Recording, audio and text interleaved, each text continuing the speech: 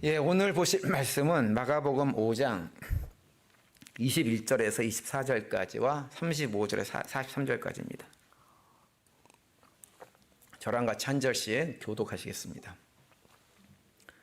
예수께서 배를 타시고 다시 맞은편으로 건너가시니 큰 무리가 그에게 모이거늘 이에 바닷가에 계시더니 회당장 중에 하나인 야이로라 하는 이가 와서 예수를 보고 발 아래 엎드려 간곡히 구하여 이르되 내 어린 딸이 죽게 되었사오니 오셔서 그 위에 손을 얹으사 그로 구원을 받아 살게 하소서 하거늘 이에 그와 함께 가실새 큰 무리가 따라가며 에워싸 밀더라. 아직 예수께서 말씀하실 때 회당장의 집에서 사람들이 와서 회당장에게 이르되 당신의 딸이 죽었나이다. 어찌하여 선생을 더 괴롭게 하나이까? 예수께서 그 하는 말을 곁에서 들으시고 회당장에게 이르시되 두려워하지 말고 믿기만 하라 하시고 베드로와 야고보의 형제 요한 외에 아무도 따라옴을 허락하지 아니하시고 회당장의 집에 함께 가사 떠드는 것과 사람들이 울며 심히 통곡함을 보시고 들어가서 그들에게 이르시되 너희가 어찌하여 떠들며 우느냐? 이 아이가 죽은 것이 아니라 잔다 하시니 그들이 비웃더라. 예수께서 그들을 다 내보내신 후에 아이의 부모와 또 자기와 함께한 자들을 데리시고 아이 있는 곳에 들어가사 그 아이의 손을 잡고 이르시되 달리다고 하시니 번역하면 곧 내가 내게 말하노니 소녀야 일어나라 하심이라. 소녀가 곧 일어나서 걸으니 나이가 12살이라. 사람들이 곧 크게 놀라거늘 43절 다 같이요. 예수께서 이 일을 아무도 알지 못하게 하라고 그들을 많이 경계하시고 이에 소녀에게 먹을 것을 주라 하시니라. 아멘. 오늘은 이 말씀 가지고 절망을 소망으로 바꾸는 힘이라고 하는 제목으로 함께 말씀을 나누겠습니다. 성경 인물 가운데 인류 역사상 가장 전무후무할 정도로 현명했고 또 굉장히 많은 재물을 얻었던 사람이 한 명 있죠. 누굽니까? 솔로몬이죠.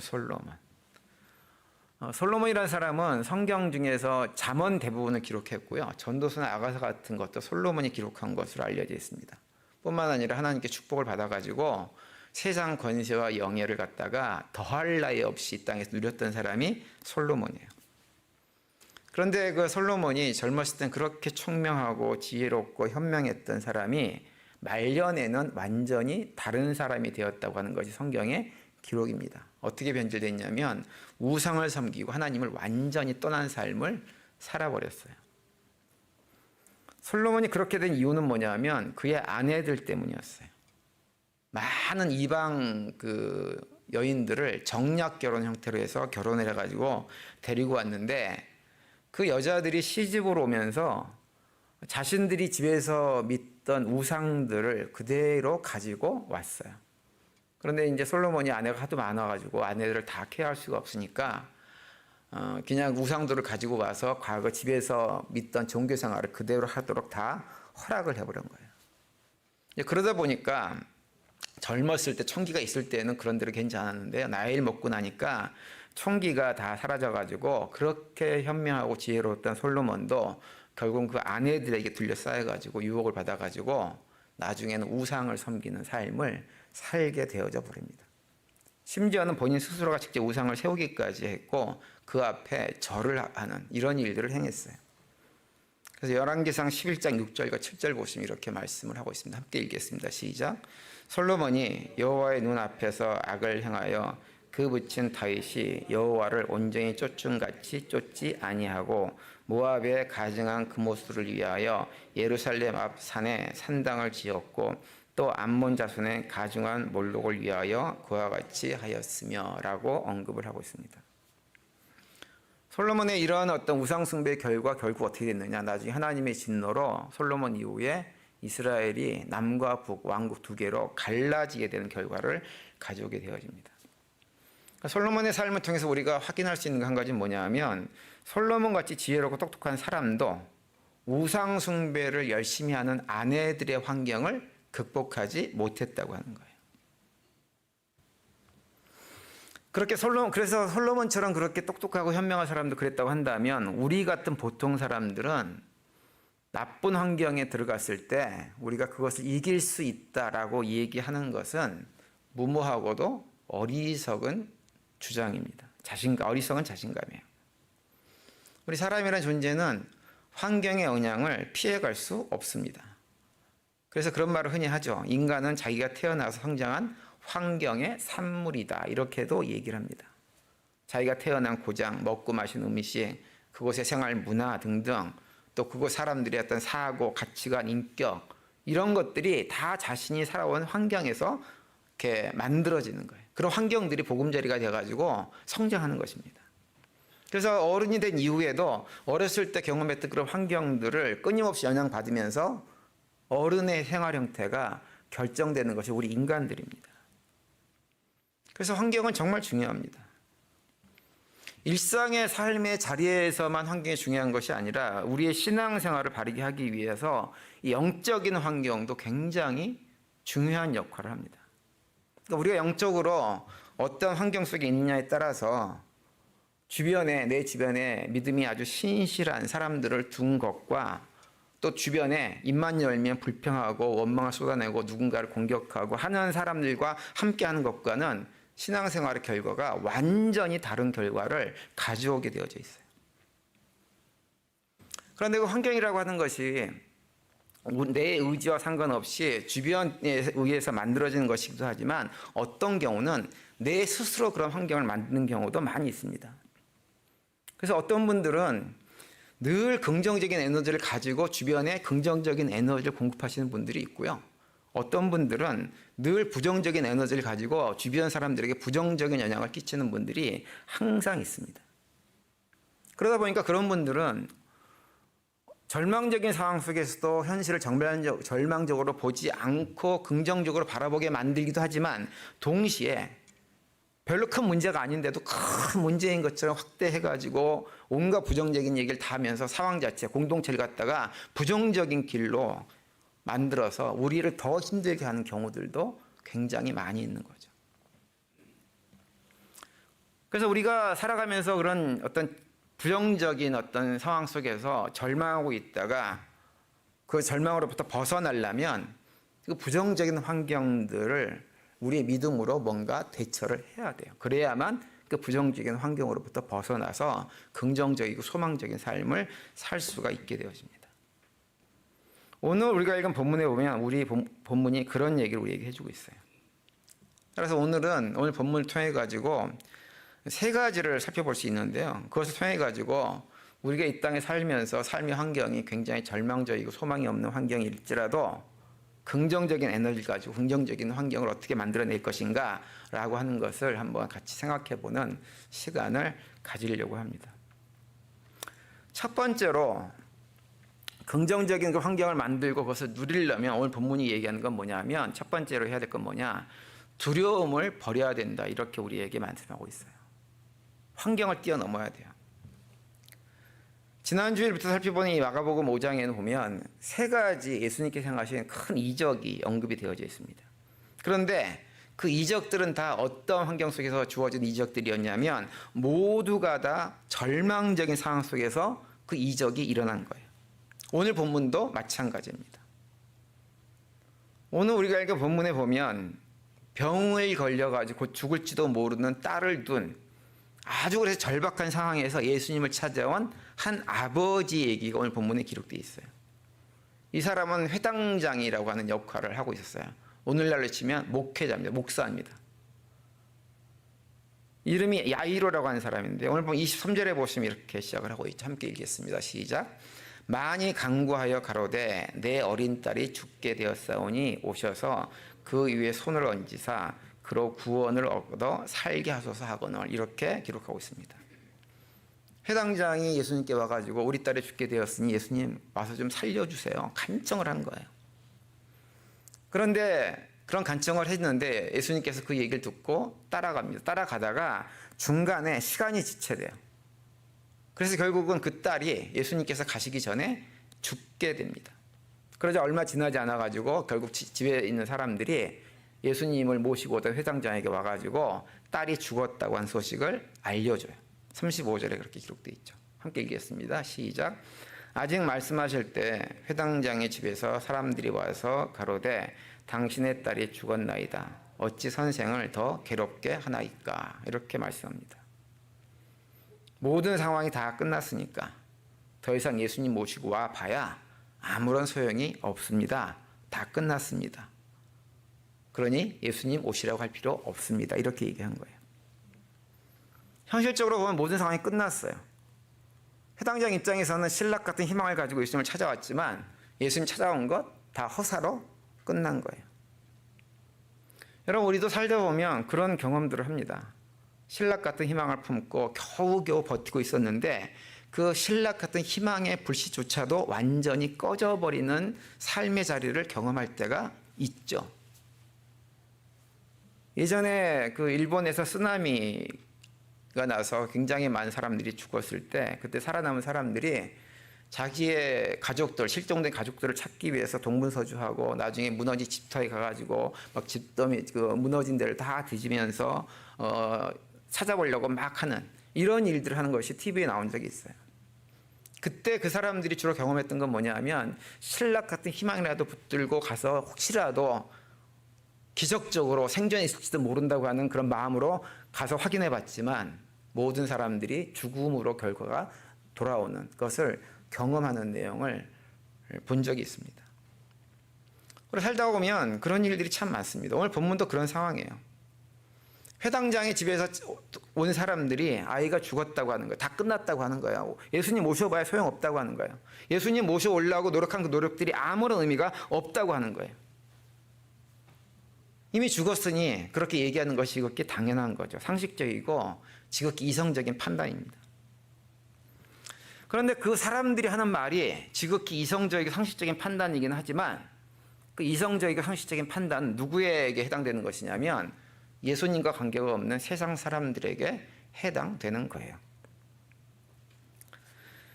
그러자 그 딸이 죽었다는 소식을 듣고 심한 비통함 속에 빠져 있을 회당장에게 예수님께서 36절에서 이렇게 말씀을 하고 계세요. 함께 읽겠습니다. 시작.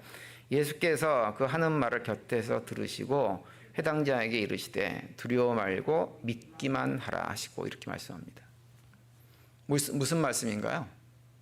끝이라고 얘기하는데 끝이 아니라고 하는 거예요. 끝났다고 말하지 말라고 하는 거예요. 설사 실제로 회당장의 딸이 지금 당장 죽었다고 하더라도 그 죽음을 끝이라고 말하지 말라는 것입니다. 끝이라고 생각해서 마음속에 이런저런 두려움을 갖지 말라고 하는 거예요. 왜 그런가요? 예수님이 함께 하시기 때문에 그렇다고 하는 거예요. 하나님이신 예수님이 함께 하시기 때문에 끝이라고 생각되는 그 순간조차도 끝이 아니라고 하는 거죠. 믿음의 사람들은 눈앞에 보이는 상황만 보고 판단하고 결정하는 사람들이 아닙니다.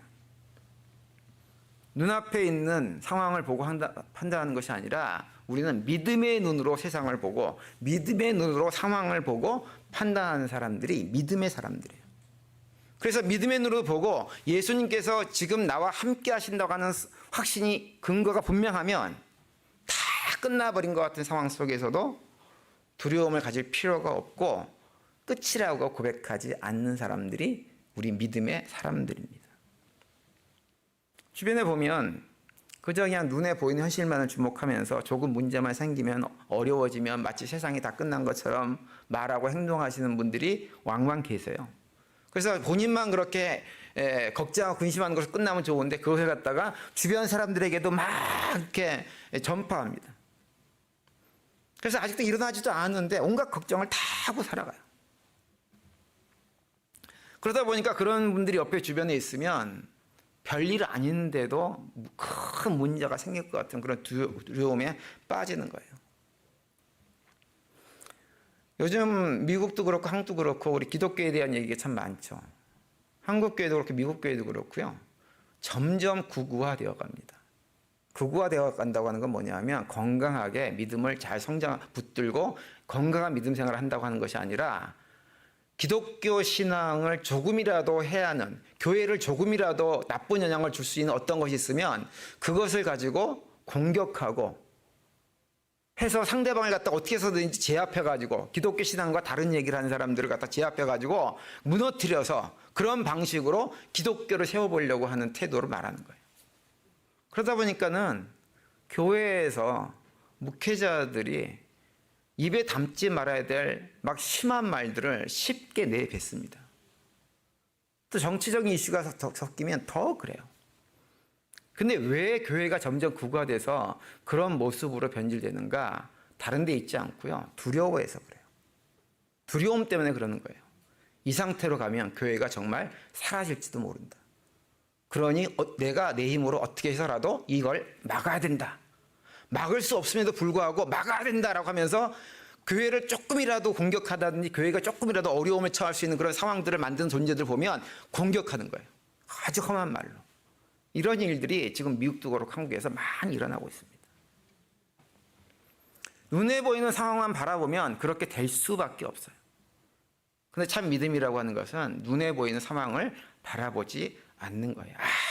아무리 주변에 험악한 일이 벌어져도 주님이 나와 함께 하신다고 알면 그런 상황에 대해서 그렇게 반응할 수가 없게 되어집니다.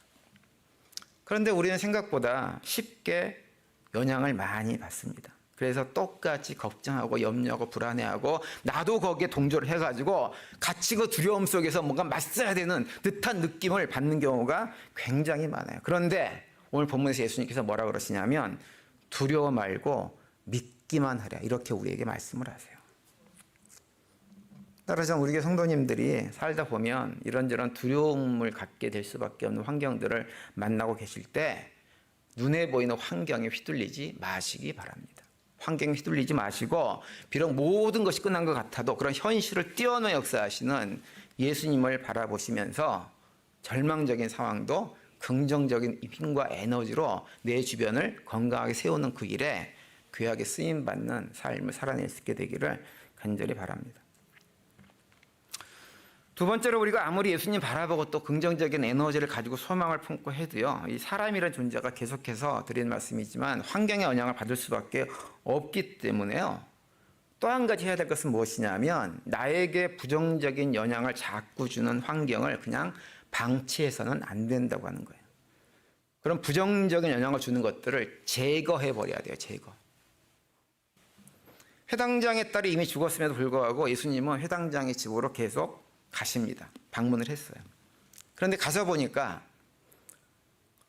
회당장의 딸이 죽었다고 해가지고 통곡하는 소리가 그 집에 가득한 거예요. 왜 가득했냐면 유대 사회는 어느 집에 사람이 죽으면 통곡하는 전문적으로 통곡만 해주는 사람들을 불러다가 통곡하게 했어요. 그래서 그 통곡의 소리가 크면 클수록 그 장례가 좋은 장례인 거예요. 슬퍼해 주니까. 그 회당장의 집에도 가보니까 그런 일들이 막 벌어지고 있는 거예요. 그러자 예수님께서 그 집에 가셔가지고 그렇게 통곡을 하는 일로 먹고 살고 있는 사람들에게 예수님께서 말씀을 하십니다. 39절에 그 내용이 나와요. 함께 봉독하겠습니다. 시작. 들어가서 저희에게 이르시되 너희가 어찌하여 헌화하며 우느냐 이 아이가 죽은 것이 아니라 잔다 하시니 이렇게 말씀하세요. 예수님이 오셔가지고 그 아이가 죽은 것이 아니라 잔다 말씀하세요. 그러면서 다른 얘기를 지금 예수님께서 하고 계신 거예요. 사람들은 다 죽었다고 확인했어요. 의사도 와서 확인했을 거예요. 죽은 게 분명해요. 그런데 예수님께서 뭐라 그러냐면 죽은 것이 아니야. 자고 있어. 여러분 만약에 예수님께서 우리에게 오셔가지고 이런 말씀을 하시면 우리는 믿음이 좋아가지고 그렇죠 예수님 안 죽었지요 막 이럴 것 같잖아요. 근데 이 사람들은 그렇게 반응하지 않았어요. 어떻게 반응했냐면 예수님께서 죽은 것이 아니라 잔다 그랬더니 예수님의 말을 비웃었다 이렇게 얘기합니다. 그러자 그때 예수님께서 들어가서 하신 일이 있어요. 그 딸을 살리기에 앞서가 하신 일이 있어요.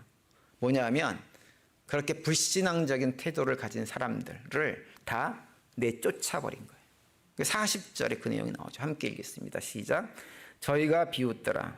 예수께서 저희를 다 내보신 후에 아이의 부모와 또 자기와 함께한 자들을 데리시고 아이 있는 곳에 들어가자 이렇게 말씀합니다. 예수님은 바라보지 않고 그저 인간적인 생각만을 가지고 판단하고 주장하는 사람들, 그걸 불신앙적인 사람들을 예수님께서 다 내보내시고 그곳에 있는 분위기를 바꾸신 거예요. 영적인 분위기라고 하는 것은 굉장히 중요합니다. 여러분 불신앙적인 분위기 속에서는요. 하나님의 나라의 역사가 일어나지 않습니다.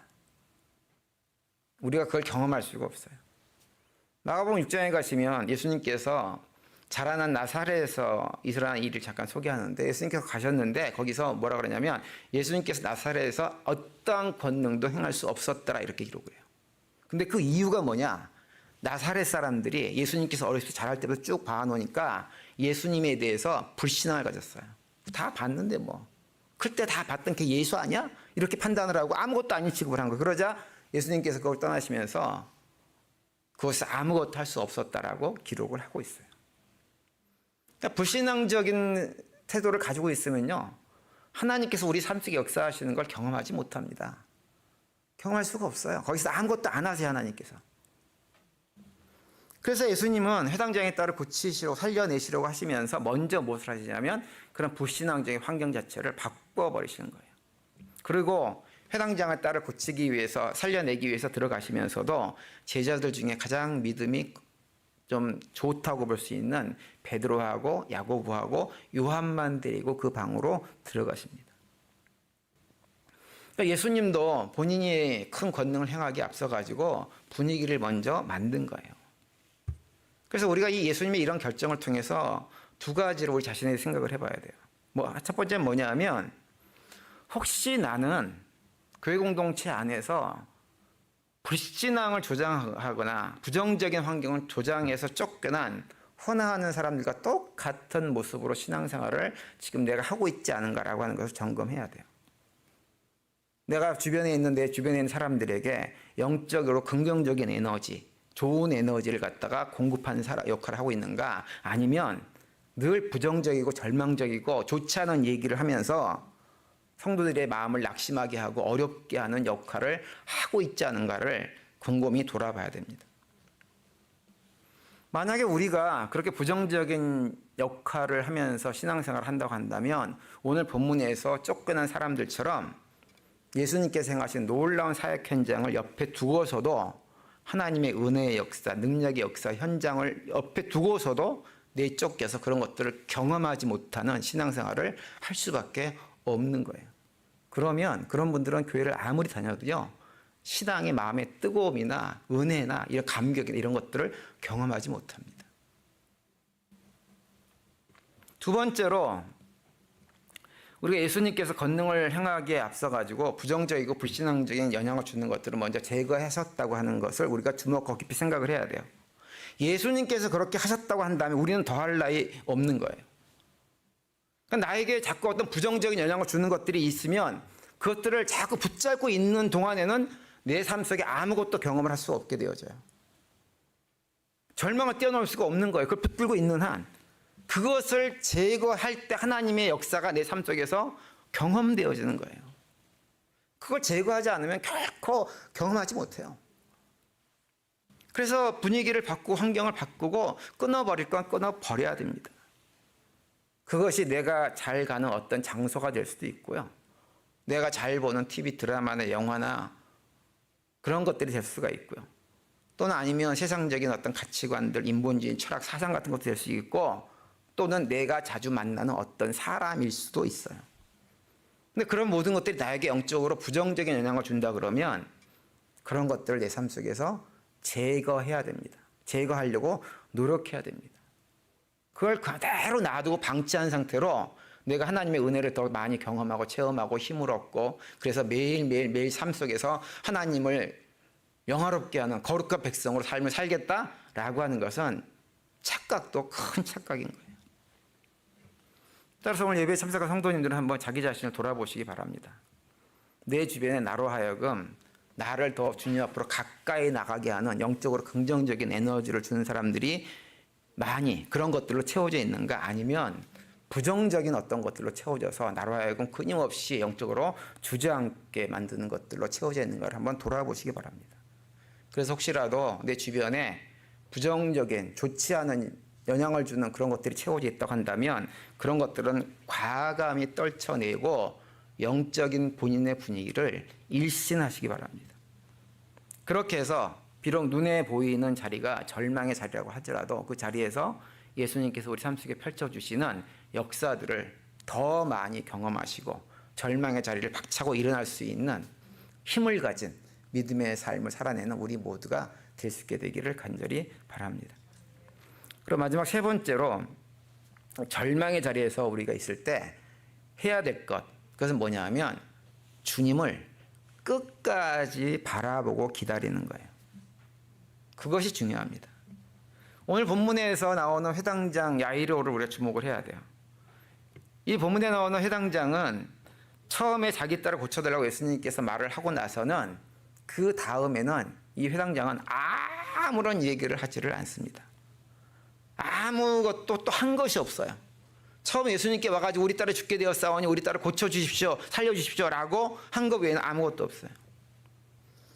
예수님께서 회당장의 딸을 고치기 위해서 회당장의 집으로 오시다가 중간에 누굴 만나냐면 12년간 혈류병으로 고통을 당한 한 여인을 만나요. 그래서 그 여인이 예수님의 옷자락을 붙들고 치료를 받는 일이 벌어집니다. 그렇기 때문에 시간이 좀 지체됐어요. 그런데 그 지체되는 상황 속에서 회당장의 그 마음을 한번 생각해 보세요. 우리 딸이 곧 죽게 생겼단 말이에요. 그럼 얼마나 마음이 급하겠어요. 예수님 빨리 집에 오셔가지고 기도해 주시고 안수해 주시고 낫게 해줘야 되는데 갑자기 누가 나타나가지고 막 일을 방해하고 중간에 해방을 놓고 하는 이런 분위기가 돼 있다고 하면 회당장 마음이 얼마나 답답하고 속으로 화도 나겠어요. 그러면 예수님 시간 없어요. 빨리 가셔야 됩니다. 라고 얘기를 해야 되는 것이 정상 아닌가요? 그런데 그 사람은 예수님께서 뭘 하시든 중간에 멈춰 서시든 아무런 반응도 하지 않았어요. 그냥 예수님의 발걸음 그 보폭에 맞춰서 그냥 예수님을 따라갔을 뿐입니다. 집에 도착했을 때도 사람들이 울고불고 난리를 치고 있는데도 그런 거 상관하지 않고 예수님을 자기의 죽은 딸이 있는 방으로 그냥 조용히 안내했어요. 여러분, 우리가 주목해야 될 것이 회당장의 이런 모습이에요.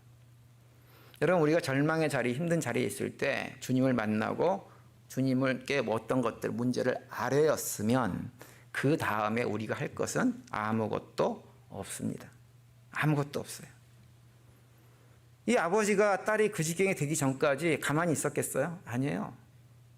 딸을 그 병에서 고쳐보기 위해서 얼마나 많이 수고하고 애를 썼겠어요. 의사도 찾아보고 좋은 약이 있다고 하면 사다가 먹이기도 하고 모든 노력을 다 했을 거예요. 그런데 그 모든 노력이 다 수포로 돌아가고 마침내 이제 딸이 죽게 되었어요. 죽은 지경에 이른 거예요. 더 이상 본인이 아무것도 할 수 없다고 판단이 되었을 때 이 사람이 찾아간 것은 예수님이었어요.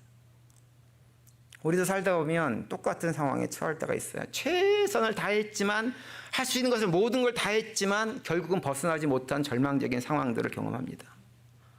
그때 우리가 예수님에게 시선을 돌렸다고 한다면, 그리고 그 예수님이 나와 지금 함께 하신다고 하는 사실이 분명하다고 한다면 우리는 더 이상 마음에 조급할 필요도 없고 답답할 필요도 없고 무엇을 하려고 막 나설 필요도 없어요. 우리가 해야 될 것은 무엇이냐? 그 주님에게 시선을 고정하는 것입니다. 시간이 지체가 되든 딸이 죽었다고 해서 다 소용없다고 하는 소식이 들려오든 사람들이 죽은 딸을 생각하면서 대성통곡 울면서 장례를 준비하듯 그것에 상관하지 않는 거예요. 다만 우리가 해야 될 것은 무엇이냐? 아직 주님이 하신 일이 있다라고 하는 것이 확인되어지면 주님이 무엇을 하실까라고 하는 것을 바라보면서 주님의 일하심을 기다리는 것 외에는 우리가 할 수 있는 것이 아무것도 없습니다. 그냥 바라보는 거예요. 그래서 출애굽기 14장 13절에 가면 이런 말씀을 해주고 있어요. 함께 읽겠습니다. 시작. 모세가 백성에게 이르되 너희는 두려워 말고 가만히 서서 여호와께서 오늘날 너희를 위하여 행하시는 구원을 보라.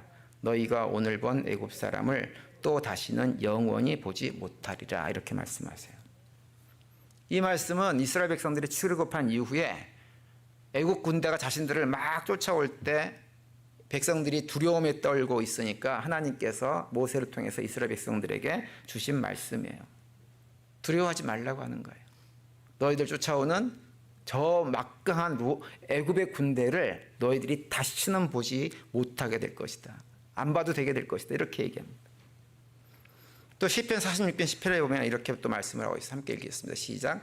이르시기를 너희는 가만히 있어 내가 하나님됨을 알지어다. 이렇게 말씀하세요.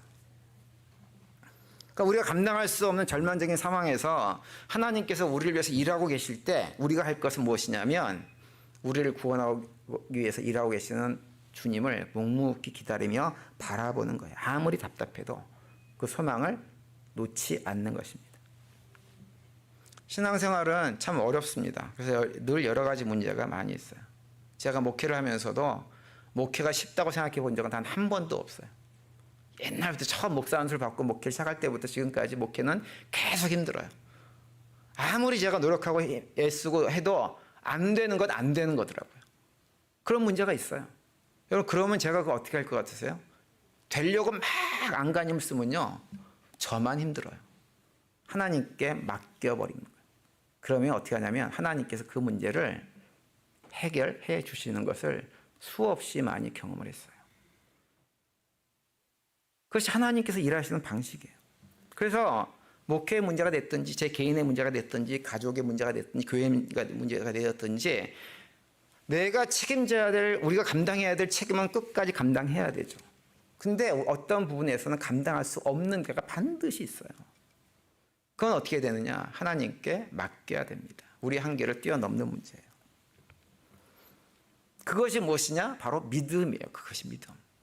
믿음이 있다고 하는 것이, 믿음이 있기 때문에 난 아무것도 안 하고 하나님께 다 알아서 하세요 라고 하는 것이 아니라 내가 할 수 있는 최선을 다 하는 거예요. 하지만 그 내 최선을 뛰어넘는 문제라면 그건 하나님께 맡기는 거예요. 그리고 하나님께서 어떻게 하시든지 기도하고 지켜보면서 하나님께서 주신 결과를 기쁨과 감사함으로 받아들이는 거예요. 그럴 때 우리가 악하고 부정적인 환경에 휘둘리지 않고 넘어지지 않고 모든 것이 실패한 것처럼 보이는 절망적인 상황 속에서도 주님께서 주시는 참된 평강들을 누리면서 삶을 살 수가 있는 것입니다. 이사야 30장 8절에 보면 이렇게 말씀을 또 해주고 있어요. 함께 읽겠습니다. 시작. 그러나 여호와께서 기다리시나니 이는 너희에게 은혜를 베풀려 하시며 일어나시리니 이는 너희를 긍휼히 여기려 하심이라. 대저 여호와는 공의의 하나님이심이라. 무릇 그를 기다리는 자는 복이 있도다. 이렇게 말씀하세요. 하나님의 때를 기다리는 자, 하나님의 역사를 기다리는 자는 복이 있을지어다. 복이 있을 것이라고 하는 거예요. 그 약속을 해주고 있는 거예요. 따라서 우리가 성도님들은 혹시라도 삶의 자리에서 이런저런 절망적인 삶이 우리의 삶을 덮칠 때 세 가지를 반드시 기억하시기 바랍니다. 첫 번째는 두려움을 버리세요. 두려움을 버리고 환경을 뛰어넘어 역사하시는 예수님을 바라보시기 바랍니다. 그리고 또 한 가지는 우리 주변에 있는 영적으로 부정적인 영향을 끼치는 것들을 하나하나 제거하세요. 그리고 마지막으로 주님의 때를 기다리시고 주님께서 하시는 일을 묵묵히 지켜보시기 바랍니다. 그렇게 되어지면 어떤 환경에도 휘둘리지 않는 강한 영적인 힘을 가지고 삶을 살아낼 수 있을 것입니다. 이번 한 주간 동안 그런 믿음의 고백 가운데 또 주님과 동행하시면서 주님께 주신 참된 승리, 기쁨, 만족을 누리는 복된 한 주간이 되시기를 간절히 축원드립니다.